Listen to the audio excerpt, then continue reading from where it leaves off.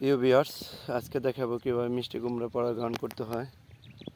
তো এই পরাগায়নটা সবথেকে সকালে করলে ভালো থাকে, কারণ সকালে কিন্তু ফুলগুলো ফোটা থাকে। মিষ্টি কুমড়া কিন্তু অলরেডি চলে আসছে, যদি দেখেন এগুলো কিন্তু সবই স্ত্রী ফুল মিষ্টি কুমড়া। তো এরকম যেভাবে করতে হবে সেই জিনিসটা একটু দেখাচ্ছি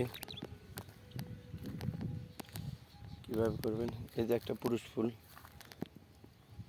এই পুরুষ ফুলটা ছিঁড়বেন এভাবে। একটা ফুল দিয়ে কিন্তু 4-5টা করা যায়। সাইডের অংশটা এরকমভাবে ছিঁড়বেন।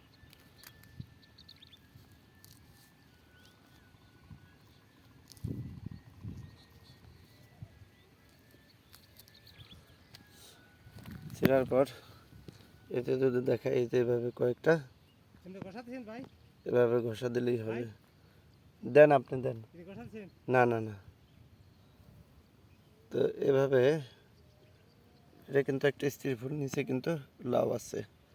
তো পুরুষ ফুলের কিন্তু এদের দেখেন নিচে কিন্তু লাউ থাকে না। তো এগুলো সরায় একটা দিয়ে কিন্তু এরকম 3-4টা করতে পারেন। তবে যে জিনিসটা করা লাগবে একদম ভোরের দিকে করতে হবে, কারণ ভোরের দিকে কিন্তু ফুলগুলো ফোটা থাকে এবং করতে সহজ হয়। তো অসংখ্য মিষ্টি কুমড়া কিন্তু আমার কাছে চলে আসছে। কয়েকদিন আগে কিন্তু একটা